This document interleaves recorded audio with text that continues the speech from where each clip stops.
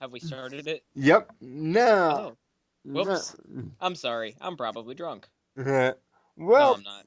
welcome back to the second half of our Guardians review.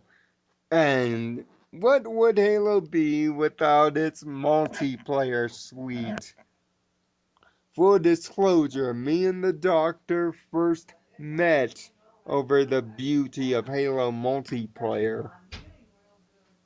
Halo's multiplayer is the is not necessarily the standard now, but when it was first introduced in Halo 2 to an online universe, it sparked. Well, technically, it was actually introduced online back in Halo Combat Evolved PC edition.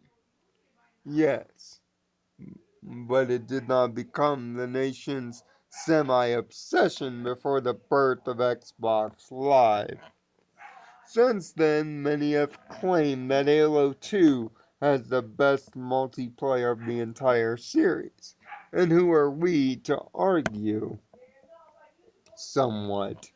But how's Halo 5's multiplayer? Fast, frenetic, chaotic, beautiful. It is a multiplayer that puts Call of Duty's recent attempts to utter shame and reclaims Halo's once stagnant throne with enough new twists to keep players alive, growing, and going through hours and hours of play. Although, as of this review, incomplete, the building blocks still show a level of perfection that cannot be ignored. There are two basic ways to play Halo's online multiplayer, and the Doctor of the BR will kindly explain. So, first up, we have, and I'm going to save what you're all going to be wondering for second. First, we have Arena, which is where I've been spending most of my time. Arena is your more skill based, 4-on-4, fast paced, no BS, no loadouts, none of that shit. Straight up competitive multiplayer. This contains four different modes so far. You have Team Arena, which is, your mix of Slayer and objective game types. You'll mostly get your Team Slayer, which is, basic deathmatch. You'll get your Capture the Flag, which, you grab the flag, you take it back home, and rinse, wash, repeat. What's fun about Capture the Flag in Halo 5 is one, the flag carrier still gets the Magnum. When one person on your team sees the flag carrier, they are marked for 4 seconds, which, is maintained for every second that they're spotted anyway. Um, you can still use thruster pack with the flag, so that's a little tip I'm going to give you. If you're playing Capture the Flag in Halo 5 Guardians and you grab the flag, what you're going to want to do is you're going to want to use the thruster pack, and then as soon as you're about to land, jump, and your jump will carry the forward momentum you're carrying from the thrust. You have what's called strongholds, which is kind of like territories was in Halo 3 and maybe Halo 2 and beyond.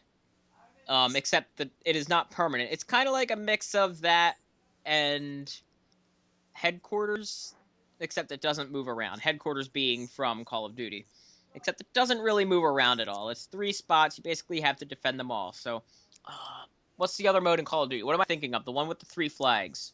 Domination. Domination. It's actually much more like domination. Except you don't get points at all if you only control one objective. You must require at least two. Yes. Interesting. Which, by the way, another shameless plug. On my personal channel, I'll link it in the description. I have two shutouts if you want to see, some of my semi-professional gameplay there. No, of course, the breakout mode is a mode called breakout. Oh, boo! That was a terrible joke. Yes, I know. I was about to get to that. Now, Breakout is something that you have its own playlist for and will show up in the Team Arena playlist. Breakout is basically your hardcore mode. It's basically like Team SWAT meets Slayer. Basically, 4-on-4, small maps, one life, best or 5 wins or 5 round wins the game. So basically, oh, and there's also one flag to go for in the middle of the map. So basically, your objective in Breakout is to A, eliminate all 4 players on the enemy team to win a round, or B, to take the flag and actually return it to the enemy's base. Hmm. However, tell them the twist that there are. No shields and no radar. Yes, You much. do have a bit of extended health. 3 Magnum headshots to kill. Um, Up close, the SMG will outgun the Magnum very easily. BR is a 2-shot kill in your Breakout. And Breakout is a very fast, very competitive game type. Yes. And right now, Halo's standard forge is nowhere to be found, but will be They have added confirmed that for December. as they will say by December the forge and true custom games will be returning to the Halo suite. I would be remiss without saying that the arena playlist has a level up system similar to my beloved Killer Instinct. The way it works is the first 10 matches you play are qualifying Well, matches. here's the thing. It's by playlist. So if you say you only get into silver level on, say you only get silver on Team Slayer, then you're like, well, maybe I can, you can either A, choose to rank up in Slayer by playing and winning, which that's something I have to get to in a moment. Or B, you can play a different playlist and try to get a higher rank in that playlist instead. See, right now, I am in the gold ranking on Breakout. I stopped playing Breakout because I kept getting very incompetent teams, and while, yes, it is on the individual to sometimes, hold up their team, I shouldn't have to carry my team every single game.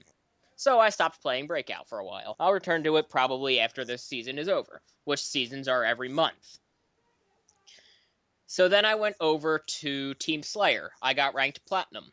Then I went over to Team Arena and got ranked Platinum again. Team Arena lately has been my thing, and I am currently Platinum 2. Yes. So it's a by playlist rank, and the levels are, I believe, Bronze, Silver, Gold, Platinum, Diamond, Onyx, and then there's the top 200. The top 200 earn the champion rank, and that is by a monthly basis, similar to how KI has the Killer Stars rank in its ranking system. Matchmaking as compared to MCC and other Halos of the past is incredibly efficient. The teams may not be even, but getting into a game is about as fast as Rainbow Dash clearing a cloud. 45 seconds at the most. It is fast, it is efficient, it is borderline lag free. There are occasionally small bouts of lag. Yes, but none that should affect your experience. But we'd be remiss without talking about the biggest multiplayer elephant in the room, Warzone. Now, Warzone, this is a much more elaborate beast to tackle. So, Warzone is basically a 12 on 12 multiplayer experience. There are 4 points on each map that your team can capture.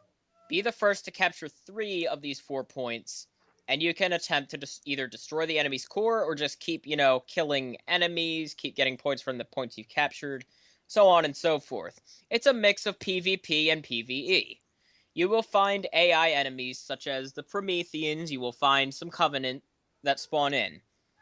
You have minor enemies such as, every time you start out, your base is either filled with Prometheans or Covenant. In 3 out of the 4 maps, or 2 out of the 3, however many it is, it's, you know, about two-thirds or three-fourths of the maps, you start out with Prometheans at the base. One of them you start out on a beach, and there will be Covenant in your base. Once you clear out the enemies from your first base, you can start using your Rex, which Rex are something that you earn throughout multiplayer. You know, you start off with, I believe it's 3,000 Rec points, Yes, and you unless can buy a bronze Rec with that. If you save your points, you can get a silver Rec pack for 5,000, which guarantees a permanent unlock if it's available, and then other random things. If you save up to 10,000, you can buy a gold, which again guarantees two permanent unlocks, and then, you know, you have a chance at legendary gear. Now, these items can be only be used in Warzone. They are not able to be used in Arena unless you're just using an XP boost. However, in terms of the Warzone Rex, throughout a game of Warzone, you will level up to, you know, level 3, 4. I think the highest is 10. You can get up to level 10 Rex. And basically, as it goes up, you can use more powerful power weapons, more powerful vehicles, so on and so forth. For example, if you're at level 3, you're not going to be able to spawn in a Scorpion and, you know, dominate the entire game. However, you do have a chance at spawning in a giant vehicle, you know, if you use a level 4, you know, random vehicle. But those are harder to come across than, you know, a Mongoose or a Warthog rec card. Which, on the rec points, you can earn them through multiplayer games. Every game will award you a certain amount of rec points. You can also buy them with true currency, though really there isn't much point. It's only if you're really fucking lazy and want to buy it all at once. yes, and the You know, some price people get really worked up over the microtransactions. I don't see it as a big deal. It's just for people that are, you know, lazy or don't have enough time. I really shouldn't say it's exclusively for people who are lazy, because I know personally, from a personal experience, that in this day and age, you can get stuck not having a lot of time to play games. You know, you might get caught up, you know, with whatever your life is. And if you do, that's fine. But, you know, I still think that for the most part, it's pointless to actually pay for them. It is very similar to that of Madden Ultimate Team for EA Sports fans, the way that the rec system is established in this game. And yes, there are plenty of customizable armors and emblems to unlock through gaining rec. Here's my issue, though. I'm okay with them kind of taking away from the armor customization for a while. You know, if they add back in, you know, shoulders, fine. If not, fine as well. I don't like the way that they're doing emblems, though. Yes. Now, it would be one thing if you unlocked different layers, but it's the fact that it's a complete emblem that you unlock. Almost like Modern Warfare 2, actually. Yes. And Very that simple. is one of my biggest complaints. That is probably my biggest complaint with this iteration of Halo multiplayer. It's not the gameplay. It is not the, you know, armor customization. It is the emblem customization or lack thereof. You know, gone is the ability to completely, you know, choose two different layers of an emblem, and instead you're given one emblem and, you know, two different colors. And then a few different, you know, designs that you can use to change the colors ever so slightly. Yes. Now, we'd be remiss without pointing out that 343 has guaranteed a continued commitment to new content. So much so that the maps that will make up the game in the future will be absolutely free. Yes, multiplayer maps for free. Who would have knew? Not 9.99 a month. And I had to and make that subtle stab. I'm sorry. yes, you did. All in all, Halo's multiplayer experience is the best since Halo 2. Halo 3, I would say.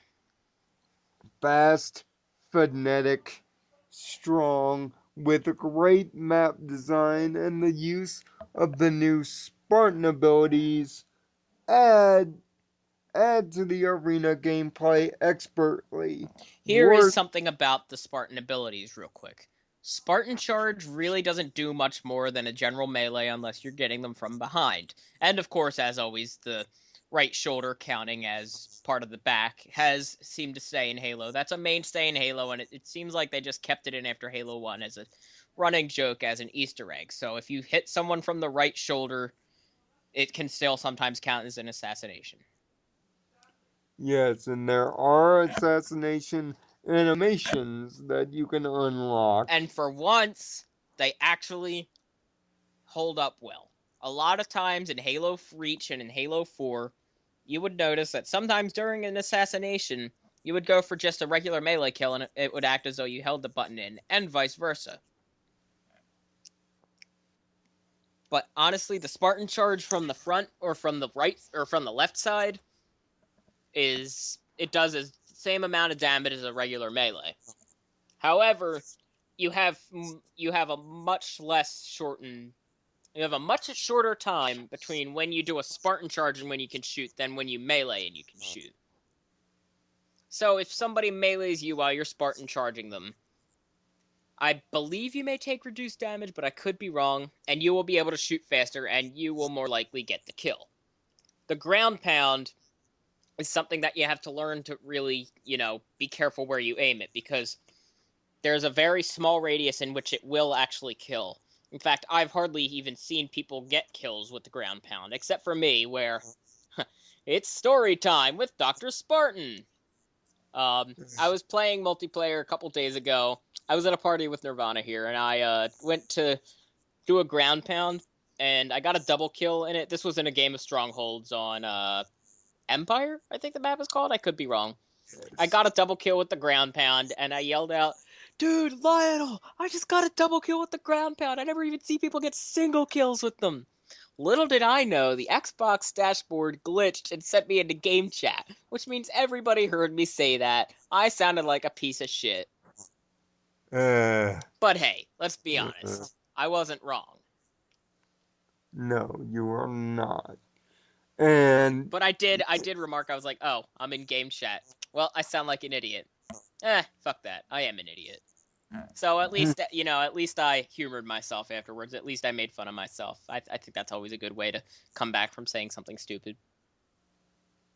and weapons are, of course, as always, with Halo balanced. Well, And within well, Halo, weapons are not balanced, which is what makes them balanced. uh, That's honestly like the best description of Halo, is that weapons are not balanced at all in Halo. But because everybody can have these unbalanced weapons, it makes them balanced. hmm. Unless you're me, in which case grenades and explosives just don't work. I, I have really bad luck with them. And by the way, Steve Bloom takes over as the multiplayer announcer for this game. Yes, that's Steve Bloom. Known for many an anime voice, and he does an admirable job. No, As he is still in Halo. It is still Jeff Steitzer in Halo 5. nice. It is the same guy. But all in all, the multiplayer is an excellent, very well grown experience. It may not be the best experience for some might still find it kind of stocky, and yes, the spawn points are debatable at best. But that's with every video game nowadays. So, put down your hate of microtransactions and give the multiplayer a run. Small it may be now, but great it still is. And it's only going to get greater from here. We give the multiplayer the perfect score of the 10 out of 10, making the overall score for Halo 5 Guardians a strongly suggested 10 out of 10. Do yourself a favor if you own an Xbox One. Do not listen to Angry Joe's stupid musings. Instead, go buy yourself a console, mainly with a 1 terabyte hard drive, because this thing's a hoss at, at nearly 60 gigs, and enjoy the game with excellence, especially if you have the added money for the new Elite controller. I hear it performs rather well under conditions. But all in all, this is the complete package. And don't we all want that? Guardians tell Guardians reflects on the past, perfects on the present, and echoes towards a bright future. It looks like the mistakes of the Master Chief Collection have been corrected. The future of Halo is truly in good hands. Until next time, I am Nirvana Sparkle. Find peace in your own Nirvana. I'm probably drunk. Always wear a condom. And we will see you next time.